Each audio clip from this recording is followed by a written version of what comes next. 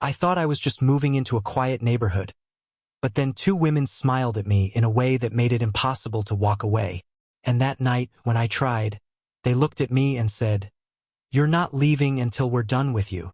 When I first moved into that neighborhood, I didn't expect much more than quiet streets, trimmed hedges, and the occasional wave from strangers I'd probably never get to know.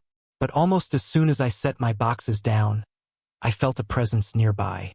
Across the narrow driveway, two women stood together in front of their porch, framed by hanging flower baskets swaying in the late afternoon breeze. They weren't strangers to each other. Their easy laughter told me they'd shared countless evenings like this before. But when their eyes shifted toward me, something in the air changed. The first woman was graceful in a way that didn't ask for attention yet drew it naturally. She wore a soft linen blouse, her sleeves rolled to her elbows, with faint traces of garden soil still smudged on her fingertips. The sun caught the reddish-brown strands of her hair, tied back loosely, and for a moment she looked almost painted into the golden light of that hour. The other woman carried herself differently, confident, collected, her black cardigan draped perfectly, her steps measured, her voice warm but edged with wit. She leaned against the porch railing, arms folded, studying me with an amused kind of curiosity, as if she already knew something I didn't. I lifted a hand in a polite wave, half expecting nothing more than a polite nod in return. Instead, they smiled. And not just the friendly, neighborly kind of smile. This was slower, steadier. Like they were letting me know I'd already been noticed, maybe even welcomed, without a single word spoken. "You must be new here," the garden-stained one said, stepping down toward the driveway. Her tone was warm, but there was something else in it too, an undercurrent of interest that I couldn't quite place. "Yeah," I said, suddenly aware of how plain I must have looked, still in a faded t-shirt from hauling boxes. "Just moved in today." The other woman pushed off the railing and joined her. "Well, we're your neighbors. And around here, we don't let people stay strangers for long." She extended her hand, her grip firm, but her thumb brushed lightly across the back of mine before she let go. A tiny detail, but one I didn't forget. Introductions followed. Simple names, nothing unusual. Yet even as we spoke, the moment felt charged with more than pleasantries. They asked if I needed help with unpacking, if I'd eaten, if I was planning to stick around a while. I caught myself glancing between them, noticing the small contrasts. The softness of one voice, the playful sharpness of the other, the way both seemed to watch me just a little too closely. By the time I stepped back inside, I realized I was smiling without meaning to.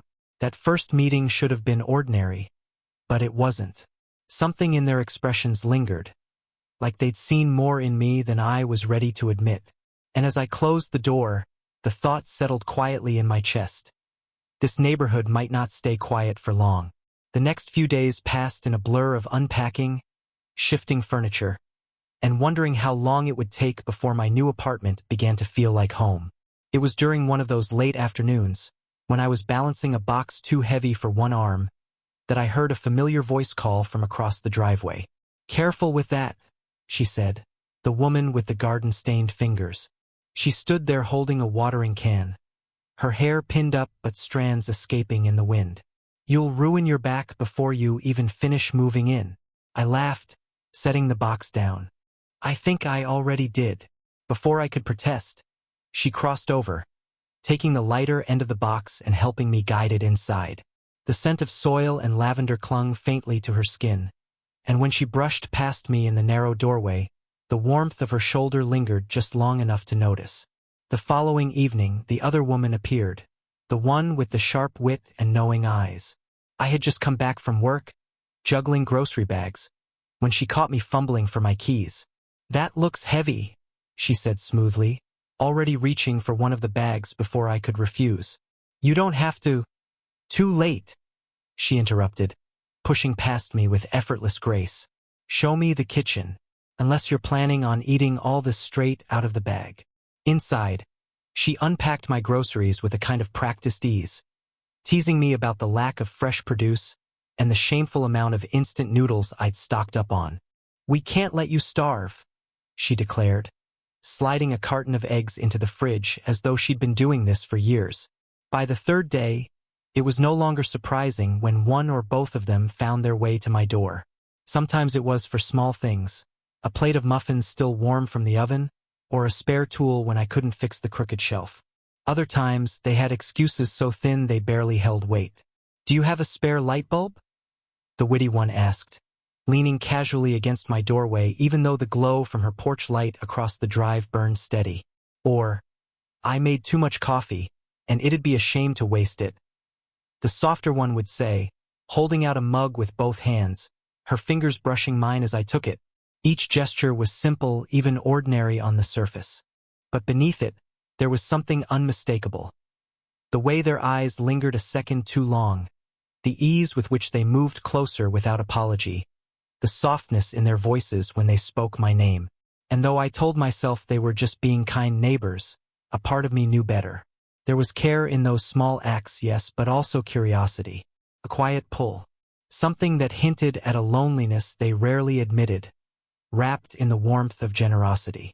By the end of the week, I realized I'd stopped eating dinner alone.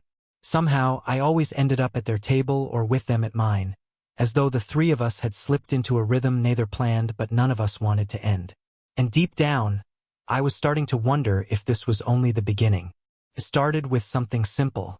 A knock on my door just as the sky turned the shade of deep blue that always seems to pause the world between day and night.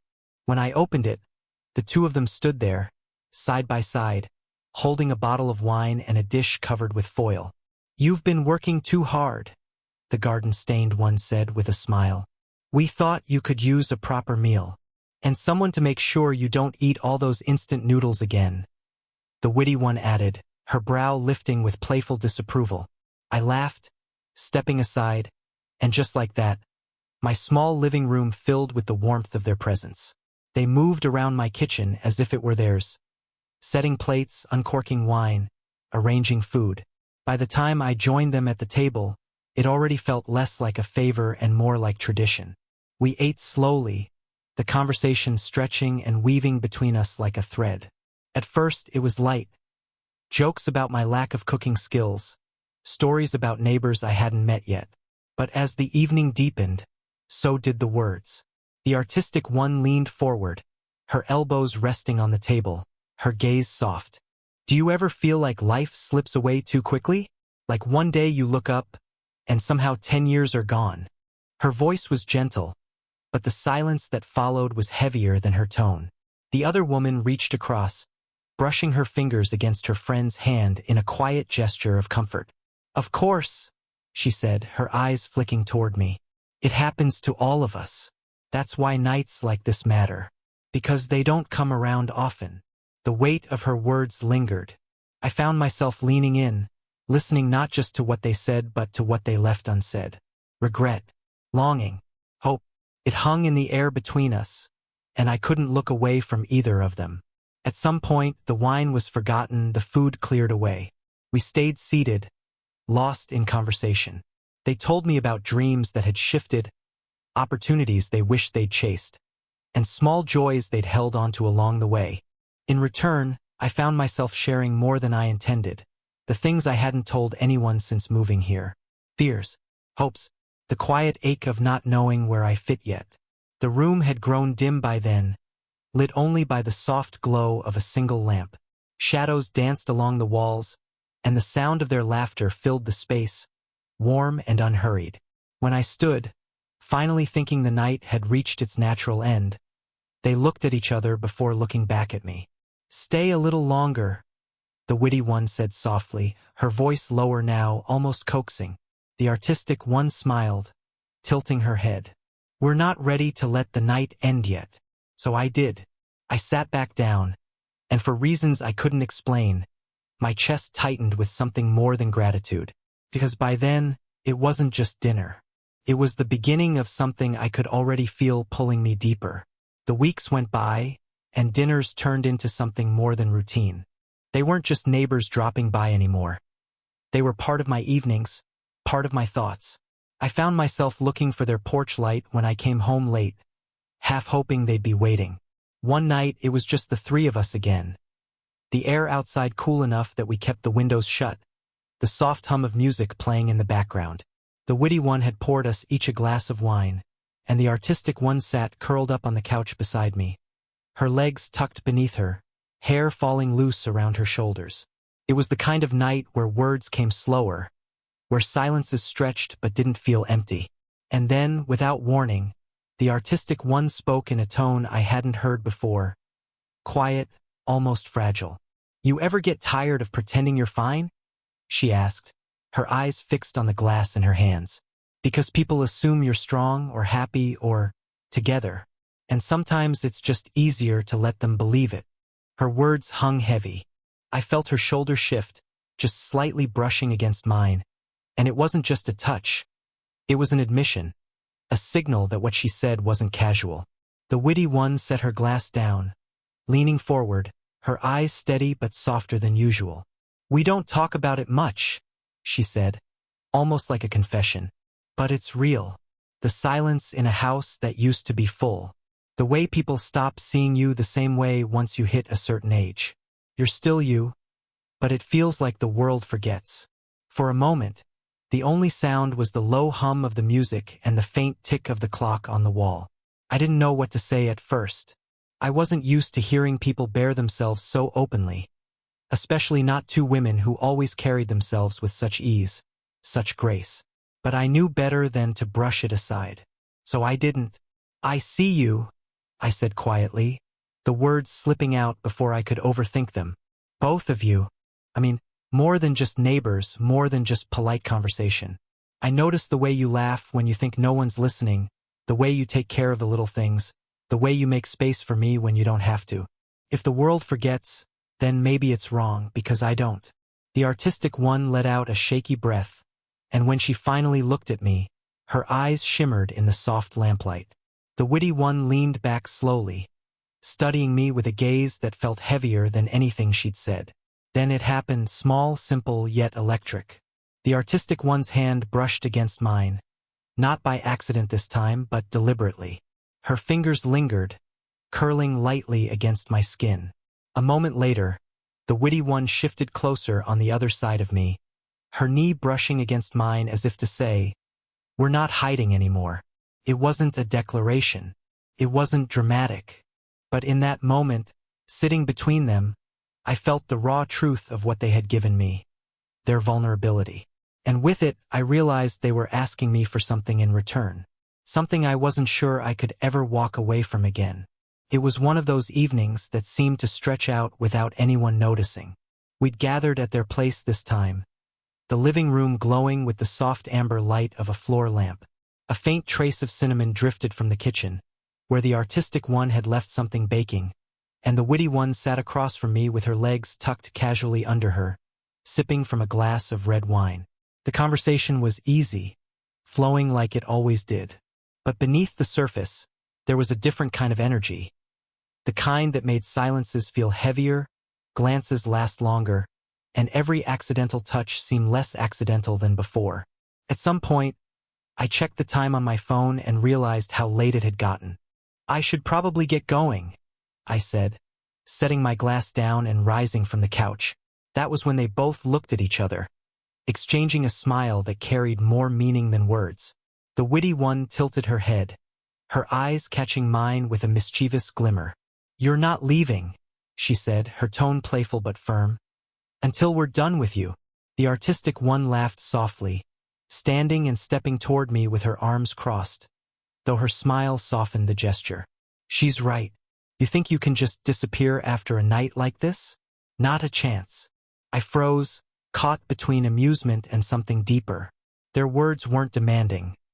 They were teasing, yes, but threaded with sincerity. They weren't ready to let the night end, and suddenly neither was I. "What exactly does done with me mean?" I asked, half laughing, though my voice betrayed the nervous flutter in my chest. "Maybe," the witty one said, leaning back on the couch, "it means we still have things to talk about, stories we haven't told yet.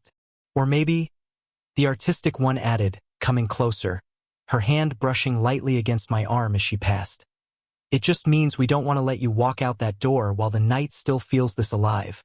Her touch lingered, sending a quiet shiver through me.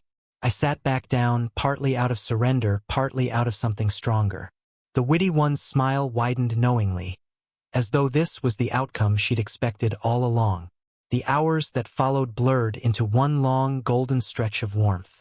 We talked in circles, about nothing, about everything. Laughter spilled out easily, and in between, there were silences where no one rushed to fill the space. Those moments felt the loudest of all. At one point, the artistic one leaned close, showing me an old photo album she'd kept tucked away, her shoulder pressed against mine.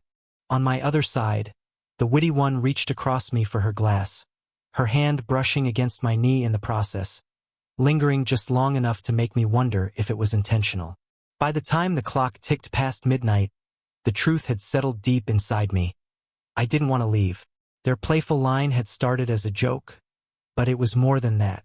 It was an invitation, a reminder that what we were building between us wasn't meant to be rushed or ended too soon.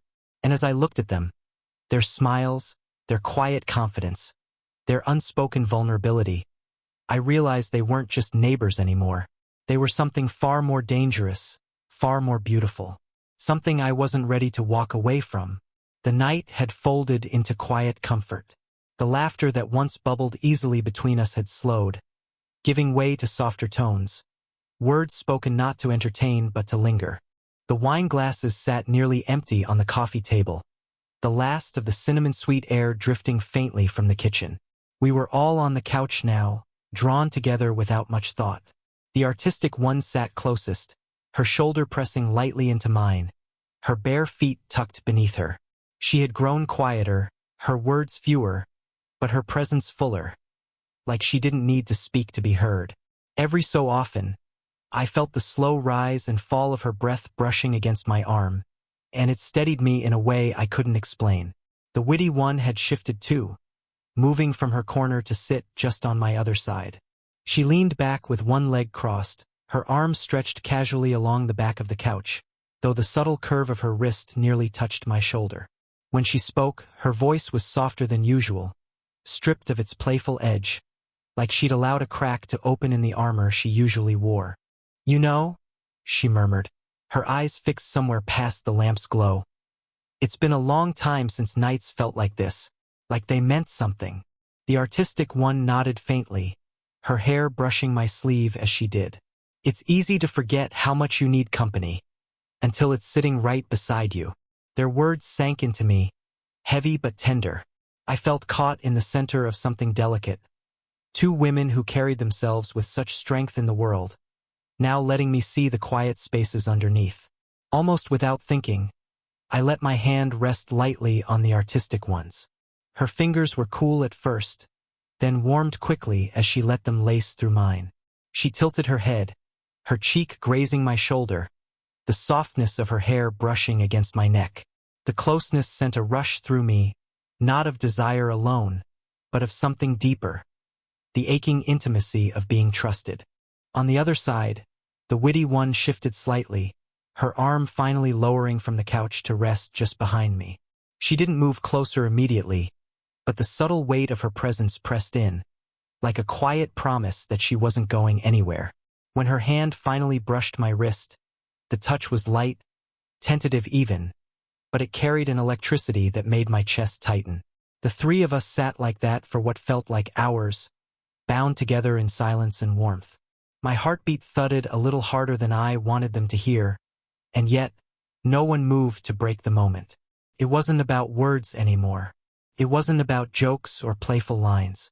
It was about the weight of her head resting against me, the softness of fingers laced with mine, the warmth of another hand ghosting my wrist as though reminding me I wasn't alone.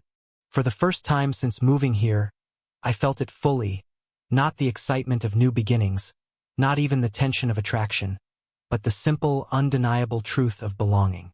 And I held on because I knew they were holding on too. The clock had slipped well past midnight, though none of us seemed to notice. The world outside was quiet. No cars humming down the street, no distant chatter from neighbors. Only the soft buzz of the lamp and the faint rhythm of 3 steady breaths filled the room. I should have gone home hours ago. That was the sensible thing, the polite thing. But every time I even thought about standing, the weight of the moment anchored me in place. The artistic one still leaned into me, her cheek resting gently against my shoulder, her hand entwined with mine as though it had always belonged there. On my other side, the witty one had edged closer, her arm now fully behind me, her hand resting at the small of my back in a quiet, protective way. They hadn't asked me to stay this long. Not in words, anyway, but their presence spoke clearly enough. At last, the artistic one stirred, lifting her head just enough to glance at me. Her eyes carried that same vulnerability I had first glimpsed when she confessed her loneliness. Yet tonight it was paired with something steadier. "I don't want this to end," she whispered. The witty one's gaze followed mine, her expression softer than I'd ever seen it. "Neither do I. You don't have to leave, you know." Her words should have felt casual, but they weren't. They were an offering, a choice. I looked between them, two women who, only weeks ago, had been strangers waving from a porch. Now, here they were, opening their lives, their vulnerabilities, their warmth to me in a way that felt almost sacred. And I realized I didn't want to leave either. So I didn't. Instead, I shifted slightly, drawing both of them closer. The artistic one let out a soft sigh, her body relaxing as she nestled into my chest. The witty one hesitated for a moment, then allowed herself to lean in too, her head resting lightly against my shoulder. Their perfume mingled, floral sweetness and something deeper, like vanilla and spice, filling the space between us until breathing it in felt like memory in the making. For a long while we didn't speak. We didn't need to. My arms rested around them both, holding them as though by doing so I could shield them, or maybe myself, from the silence and the emptiness they had confessed. And in that simple embrace, I felt a truth stronger than any words. None of us were alone anymore. When I finally whispered, it wasn't planned. It wasn't rehearsed. "I'm glad I'm here. With you." The artistic one squeezed my hand in response, her touch trembling but certain. The witty one gave a small laugh, not sharp or teasing this time, but soft, almost relieved. "We're glad too," she murmured. "More than you know." And as I sat there, holding them both in the stillness of that night, I realized something. This wasn't just a fleeting connection. It wasn't a passing kindness between neighbors. It was the beginning of something rare, fragile, yes, but real. Two women had smiled at me once, and with that smile, they had changed everything. If this story moved you, don't forget to like the video, subscribe for more slow-burn romance stories, and share your thoughts in the comments below. I love hearing your reflections.